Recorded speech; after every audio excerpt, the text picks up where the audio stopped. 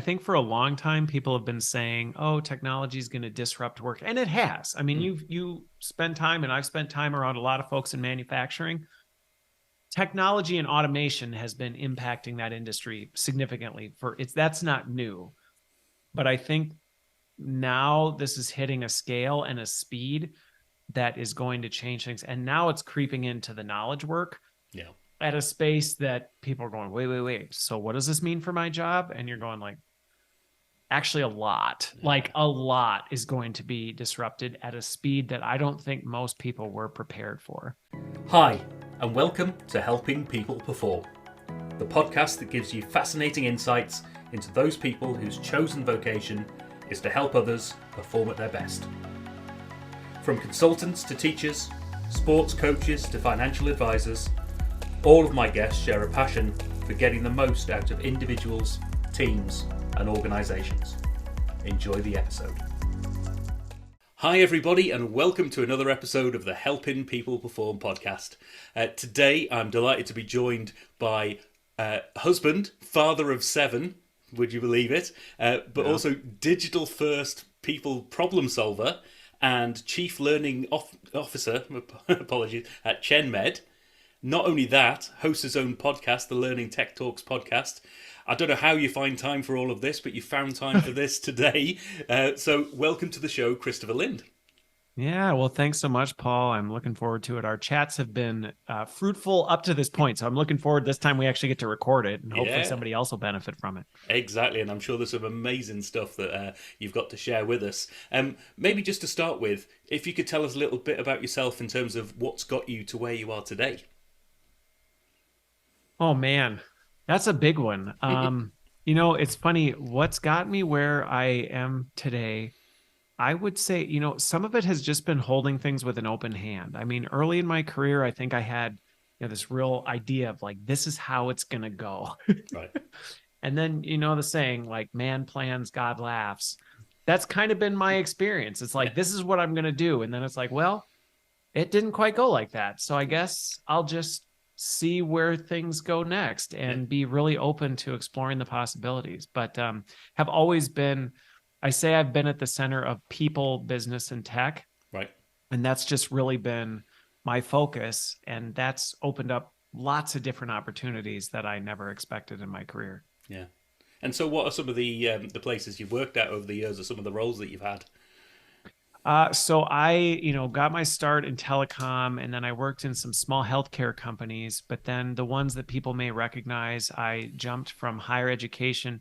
I ran a global organization for AbbVie Pharmaceuticals, so a big Fortune 50 company, something like that, and ran the global organization there. And then decided to move on to GE, which another brand that most people are very familiar with. Yeah. Ran learning and innovation for GE, the healthcare division. And so it was just one of those, didn't really know what that next move looked like, but it just continued to expand. And I knew I loved leading people and disrupting things in organizations that aren't always super excited to change and disrupt. And to me, that was a welcome challenge. Oh, wonderful. And so what got you into that space in the first place then? Was it always something you wanted to get in the people side, or you want to get in the tech side? It's interesting. Early on, I was a total computer geek back in the days of, early Pentiums and all that. And everybody thought, he's going to go be into software or something like that. And so that's where I was pushed, go into software. I was going to be a software engineer. And I really found computers to be rather boring and predictable. It was like, well, if I put this in, 1 + 1 always equals 2 type of a thing. Is like, But people were really, really fascinating, because sometimes 1 + 1 = 2. And sometimes it equaled 5. And you're like, how does that happen? Type of a thing. And so I had a fascination with that, but also on the tech side. And so people were like, what you should do? You should be a teacher. Like, okay, I get it. I think people didn't really know what to do with me at that point. So I ended up being a middle school teacher, and I taught math and computers, I guess, and hated it. Absolutely hated it. But then I found my way into the corporate sector, and people just kind of noticed. They're like, you have a way with like steering human behavior, but you always bring this tech lens to it. I was like, I don't know. I don't know what that is. People were like, well, why don't you get into learning and development? And I had no idea what that was, but here I am almost 20 years later, and that's what I've been doing. Wonderful. Yeah. What are some of the sort of highlights or main points of transition that have stuck out from those 20 plus years of experience then? So very early in my career when I was doing software implementation, this was probably when I did some like got a flavor for disruption and went, ooh, like I like this. Yeah. Because in software back in the day, the way you implemented healthcare software, I mean, there just was no other way around. You went in and you sat and you spent weeks Mm, in these big health systems teaching everybody how to use this stuff. And they hated it. They're like, right. this is awful. I didn't get into this to work behind a computer. And I loved helping them see how technology was actually allowing them to do that more. But furthermore, I went, this is really stupid that I'm here. Like, Right. why do I have to be here? And at the time, it was like, well, how would you do it other than that? And I'm like, well, why couldn't I be at home on the other side of a computer, monitoring what you're doing and tapping into you in real time? And at the time, it was just one of these, how on earth would that ever work? And to me, it made so much sense. Yeah. And so I got into it and I went, oh, wow, this is like really an opportunity to help people do things. So that was one. I think the other one was I was interviewing for a job as an experience designer. And the person said, we actually think you'd be better at leading the team than working on it. And I remember going, no, no, I don't want to do this people management. I really thought that's not my jam. I like doing my thing. I don't want Right. to be responsible for other people. Mm, But this leader convinced me of it. They said, I mean, it didn't hurt. They're like, it's a bigger paycheck, by the way, too. I'm like, oh, okay, like maybe. But they really said, I think you'd be good at leading people. mm, And it turns out I did. I was like, wow, I'm actually, but I enjoy leading others and inspiring them and bringing the best out of them. So that was kind of a pivotal moment. mm, And then I think as I stepped into the global scale, I realized how much of a fishbowl we often live in, and you mm. don't even realize you're living in a fishbowl. And so as I started working in global organizations and understanding the different cultures and the dynamics of the way work got done and how much similarity there was, yet how much difference there was too, and going, ooh, okay, like this is really so all of those things just kind of continued to build. Yeah. And then ultimately that's I think what led to my industry work, where I was like, well, who says I have to do this for one company? Why can't I just change the world? Yeah. Why not? Why not Why indeed? not? Brilliant. And somewhere in amongst all that you've managed to have 7 kids as well. I mean that, as you say, always a talking point. Yeah, I know. Well, which is really funny because when my wife and I first got married, we weren't like we're like, I don't know that we even want to do the kids thing. Right. Kind of like being a people leader. I'm like, I've seen this play out. I don't know that that's really my thing. And without being in too much detail, like we shouldn't have 7 kids. Right. So it's one of those like, oh, okay, Yeah. I guess we have 7 now. Right. And so it's just continued to be a journey of discovering new and fun adventures along the way. Yeah. No, it is an amazing adventure, and you never know what you're going to get, and it takes you in all sorts of different directions all the time. I just I know. That's why I don't have any hair. yeah, I'll be growing grey next thing. But one of the things I noted down there, because I've experienced this with others as well, this whole bit about moving people from technical expertise into leadership roles, and when it works, it really works. But a lot of organizations traditionally are set up so that you get the experience, you become an expert technically in your area, and then the only next step is to become a people leader of those people.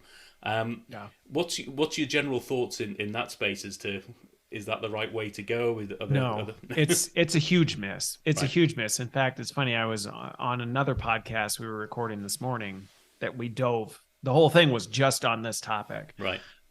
Because to me, this is one of the fundamental flaws in why we see such systemic leadership problems in organizations. Is there's just this assumption that moving into a people leader role is what you do. Yeah. If you want to grow in your career, well, then that's what you got to do. You got to go take on people leadership. And it's not that it can't work, but there's a very different pathway for being a really successful people leader and being a really successful individual contributor or leader in other capacities. And I think the unfortunate part is we've set things up to seem like one is a better choice or a more, meaningful choice than the other. And I just think it's tragic, because a lot of people go into it that they just don't want to be there in the first place, but they feel they have no choice but to be. Yeah. And I've seen personal friends of mine go through that, where it's the only option for them to step up is to take that leadership or people leadership role, and it just simply isn't for them, and has cost them a lot emotionally and cost the organization a lot, because they weren't getting the best out of any of the individuals either. No, right. Because now not only do you have the leader that's not operating at their full capacity, but the whole team then is now sacked. And I think, to the point you made, this is part of why I love being in learning and development, is there is this persistent belief that is the only path. Yeah. And I love helping shape people's trajectory to go, actually, no, it's not. No. Like, it's a false dichotomy. You actually don't have to take that path. And when the light bulb goes on, they're like, wait a minute, you're saying I can have the same kind of like influence, success, and all this other stuff, and I don't have to be a people leader? It's like, yeah, like you can. It's a different path and a different way of thinking, but it's there. Yeah. And there's all sorts of different ways that you can do that. I mean, one from my experience in the McLaren days, for instance, they put up a new role that they called chief engineer, which was in amongst the part that I was dealing with, the McLaren Applied Technology side. It was an opportunity to step up from being an amazingly good engineer or technical expert in a lot of the simulation and modeling teams and things like that, and able to set up so that you the beauty that I found of that role was it then oversaw all the different projects from a technical expertise perspective. And it just added layers of value, layers of cross-learning and cross-functional, cross-project learning by exposing these people. It has its disadvantages, had its issues as well, but there are ways and means out of this as opposed to the traditional approach on there. No, and I remember it was probably mid-career for me. I worked with an organization and I was in a position to influence the decision where we said, we actually in this organization are going to take a gamble, and we're going to make equal but different paths for people who want to go people leader and people who don't. Brilliant. And we kind of, I just, I kind of bet my job on it. I'm like, I'm telling you, this is going to work and it's going to help. And they took me up on it. And so we re-architected our job taxonomies in the organizations to allow for that. And almost, I won't say overnight, but very quickly, well over half of our leadership problems just disappeared. Yeah. When suddenly it was like, no, people leaders are for people who want to be people leaders, and people who don't have to. And it was like, oh, and I mean, the number of people who raised their hand and were like, can I not be a people leader? Yeah. You're like, yeah, sure. We'll move you over here type of a thing. It was amazing. Wonderful. I love that, because I just love those elements of shaking things up, shaking up the traditional thinking and just going, there is a better way for better performance for everyone and experience for everyone throughout this as well, aren't there? Yep. Wonderful. Totally agree. Yeah. Brilliant. I don't like the idea that you have to choose between, do we choose people or do we choose organizational performance? It's like, well, you don't have to. You could choose both. Like, that's the thing. Yeah. Oh, wonderful. So maybe let's talk a little bit about what you do now then, in terms of who you help and how you help them. So tell us about the roles that you play in that space. So in my chief learning officer job, I have responsibility for all of the development for all of the employees across the organization, which includes kind of, if people aren't as familiar with the talent space, it's, identifying capabilities and competencies, and then actually what are the different ways you can actually grow and develop that kind of stuff, and how do we measure and mobilize and help people find the right career stuff, which is super fun. The organization grew. I've been here 2 years. It's grown from 1,500 people to 6,000 in 2 years, which has been just an insane trajectory of trying to navigate the organization maturing at that speed, with that many new people in the organization. So that's actually been a really, really fun challenge and kind of setting this up, to drive the organization forward. But then I think on a broader scale, part of the reason I do so much work in the industry is this is a real opportunity for so many people right now as they look at their employee base and they're looking at what they need to do as a company and how do they match their employees to that and figure out, good grief. Yeah. We have all these needs, we have all these people, but we can't figure out how to make the dots connect. And Right. so then, a couple of years ago, everybody was trying to go higher, but it was way too expensive and you couldn't keep up and there weren't enough people. Now the market's balanced a little bit, but with, people not having as many kids, I'm an exception to that rule. The number of jobs compared to the number of people coming into the workforce and just the way that technology is changing work, companies are in crisis right now. In many regards, they're in crisis. And so it's a fun time to be a voice trying to help with that. Right. And what are the big things that you see at the moment, certainly from that tech space or the industry space, that are either the massive opportunities or the big threats or the things that are coming to disrupt? I will say right now, and this isn't just because it's, trend worthy type of a thing.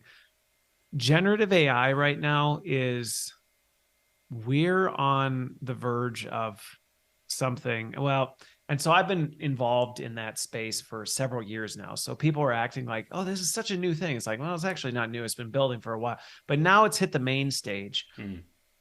And this advanced AI is putting people and organizations in a really uncomfortable position because they're being faced with a choice that they may not even realize they're being faced with.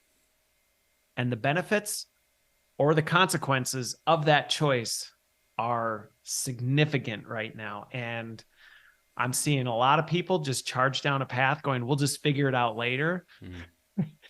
And it's not something you want to just go figure out later. But then I've got other folks who are like, well, we're just going to avoid it.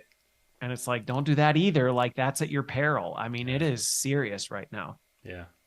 Yeah, there's so much coming. Everyone that I've been speaking to in various different industries and various different sectors, even, everything from, the people side, the training element, all the way through to some of the manufacturing people that I've been interacting with as well. It's an opportunity for everyone to that you've got to get on board with in some way or other, haven't you? And understand how it's going to affect your organization, how it's going to affect your people, and what are you going to do about it from here? You have to, because I think for a long time people have been saying, oh, technology is going to disrupt work. And it has. I mean, you spend time, and I've spent time around a lot of folks in manufacturing. Technology and automation has been impacting that industry significantly. That's not new. But I think now this is hitting a scale and a speed that is going to change things. And now it's creeping into the knowledge work. Yeah. At a space that people are going, wait. So what does this mean for my job? And you're going like, actually a lot is going to be disrupted at a speed that I don't think most people were prepared for. Yeah. And so the industry work that you do, I mean, one question is, how do you find time for that? You've got a full-time role as a chief learning officer. That's no small feat in and of itself. No. But you do so much outside of that as well. How do you find time for that, or do you take a different view in terms of can't afford not to? Yeah, no. So some of it is I'm pretty selective. Right. So, I think, would it be different? When I was at GE and was planning on leaving GE, I was going to do this full time. And so I think it would have been a little different then if this was my full-time focus area. Given the fact that I have a big family and a lot of other full-time commitments, I'm very selective in what I do. And I also find ways where I can have the biggest impact. Right. So there are times where, depending on different projects or different even technology companies that I'll partner with, where I go, if I work with them, I can actually influence like at a much larger scale than if I go into this very specific project in this very narrow niche of an organization where it's like, well, that I kind of tend to be careful with how deep I go into. So again, I think it's just more the selection process and the intentionality I put behind it. Right. No, it's an important lesson to learn, really, isn't it? About what you say no to and how you are clear in your own mind as to what you're going to say yes to and why. Yeah. Yeah, it's a big Well, challenge. and Yeah, the thing is, I grew up in a funeral home, right. so I was faced with mortality far more than most people are. So most people don't think about death. Yeah. I thought about death all the time Hmm. and still do, just and not in a weird, creepy, like, really seriously you're saying. It's like, no, I'm just keenly aware of the fact that tomorrow's not guaranteed. So putting that thought into, okay, is what I'm investing my time and energy into, Hmm. you know, if I was gone next week, would I feel that that was a worthwhile investment of that time that I had? Right. And I think it's just a good cross check to go, yeah, because it is easy in life to get spun up on things, and then you look back later and go like, why did I care so much about it? Brilliant. No, I mean, Yeah. you glossed over that in your in in the first section that you grew up in a funeral home or a care home, was it? Yeah. Sorry. Yeah. No, well, my dad was a funeral director growing up, and then he got remarried and he married another funeral director. So I actually lived in a funeral home, grew up helping my dad, you know, with everything there is to be done in funerals. And they still have a funeral home up there. So it's very much part of my life still. Yeah. Oh, I've got some good friends and their family who have got a long family tradition of working in the funeral industry and particularly in gravestones and things like that. But Yep. it's one that comes to us all and one that an industry that's kept on going for a number of years, and I doubt it's going to be much different going forward. Although probably going to be affected by AI in one way or another. Yeah, it's actually kind of funny because my dad and family, they all know him, this tech geek doing all this crazy stuff. So, but I work with them sometimes on stuff like when the pandemic hit, Yeah. they're like, okay, tech wizard, like, what do we do about this now? Because Right. now we can't do things the way that we used to do. And it was like, all right, well, then let's talk about this and Mm. I'll help you figure out how you actually adapt your business Right. to work in this environment. And so it was actually kind of fun actually going back and helping them think through how they actually brought all that to life. Yeah. No, I love that. It's always been a big part of what I do is just helping people think through something that where you're sitting on the outside. It makes such a difference, doesn't it? Just to bring a fresh perspective and to challenge their thinking. Maybe bring in some different experiences that you've had. I mean, you've talked about various different roles and companies that you've worked for. I often compare. There's no right or wrong answer, but some people have spent those 20 years in one organization working their way up and getting all of that rich experience and deep experience. But there is a different value set to be brought, isn't there, from having a broad experience and sort of all different sectors and industries and things that come along with that. Well, yeah. And I think that's something to be said for even if you're that person, somebody's listening and they're in the organization, there's a way that you can have that same kind of experience even within the organization you have. I just think about it because I deal with it all the time in terms of human development, that you run into the people that have had a 20-year career that is a 20-year rich, robust career, whether that's multiple companies or one company.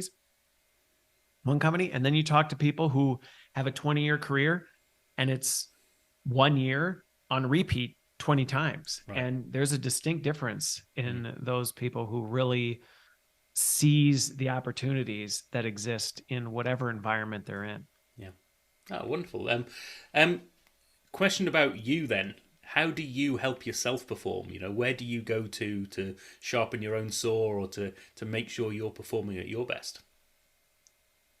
Yeah, so it was an interesting journey for me doing this because I'm very introverted typically. Right. And some people have stereotypes what they think of that. They think like introverted people, that means they're socially awkward and they'd rather just live in a basement.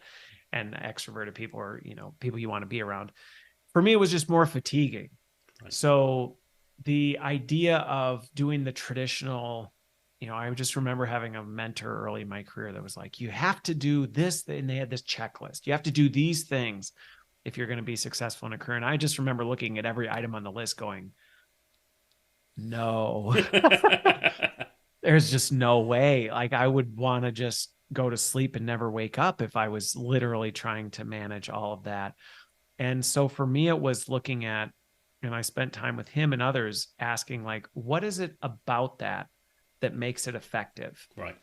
And hearing from people, what, don't just say networking, like what about networking is really important? Well, it's about just talking to people from multiple organizations and getting different points of view. You're like, oh, okay.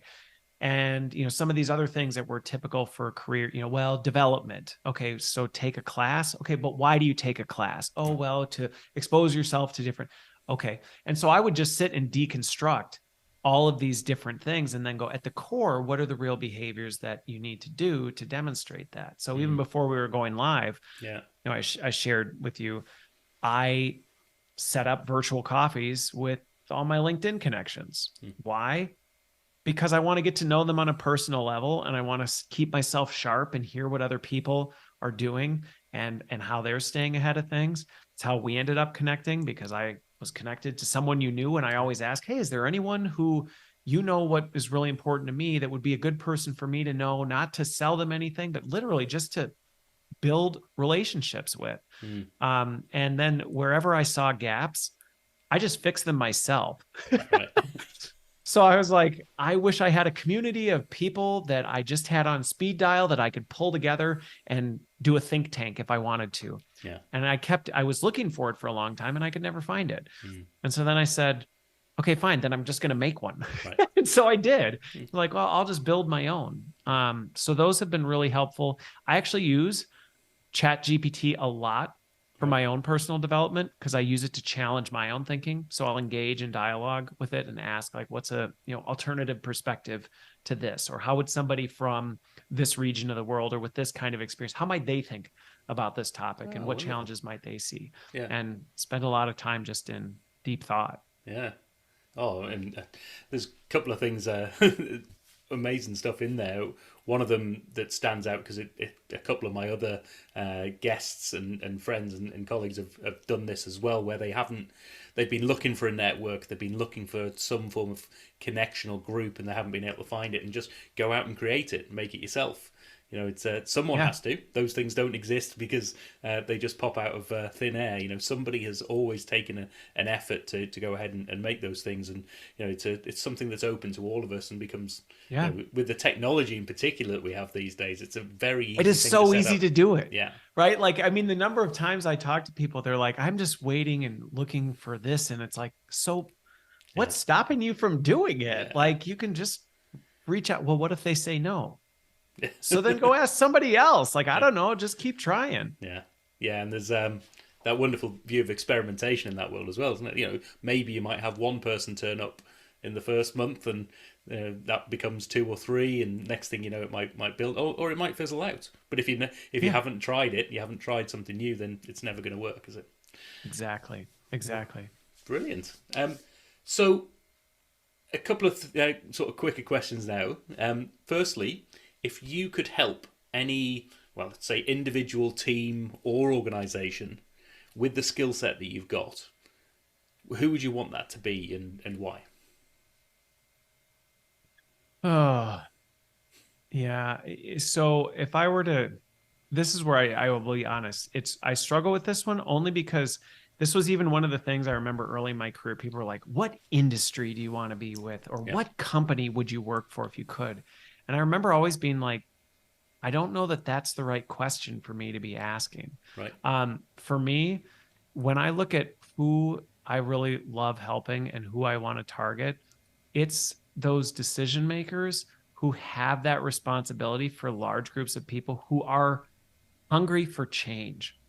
Right. I mean, there's the people who say they want change, but they really don't. And then there's the folks that go, no, I actually want to make a difference, and not for my own benefit, but for the benefit either of the organization I serve or the people who serve under me.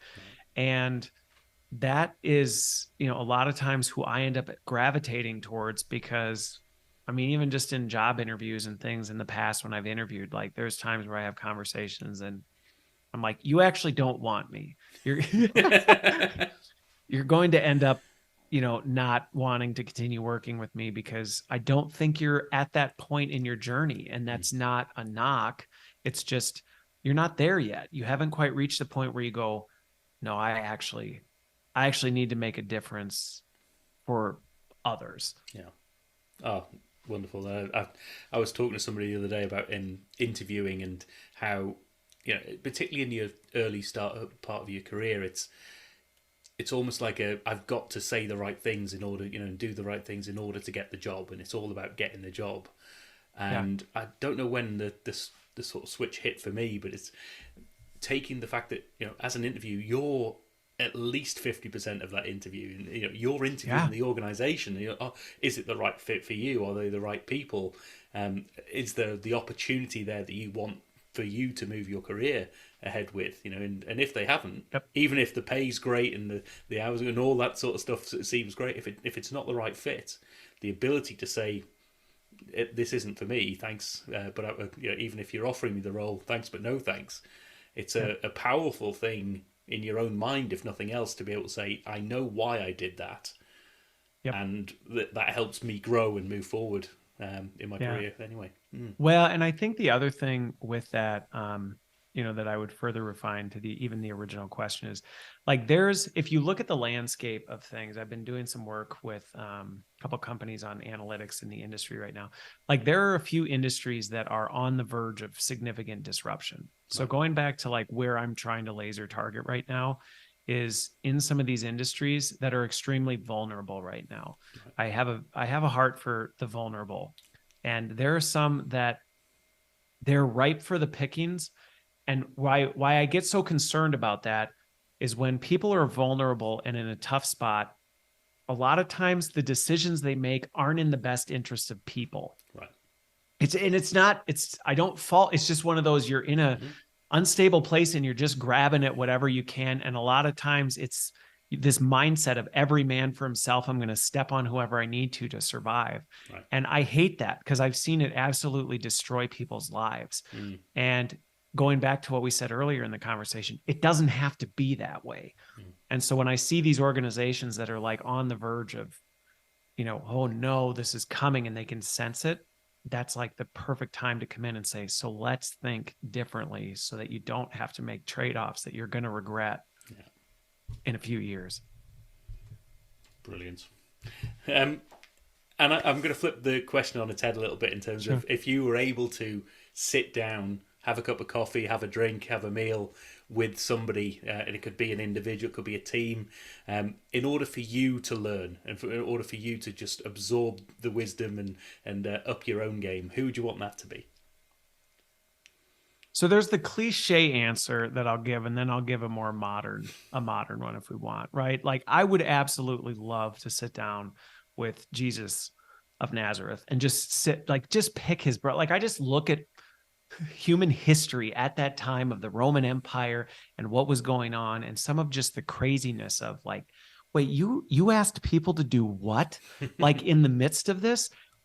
It just, to me, just is mind blowing. And so to sit down and go, how did you navigate that? And how did you inspire such a historical change? Like, it would just, I could probably spend the rest of eternity with the questions that I would have lined up. Yeah.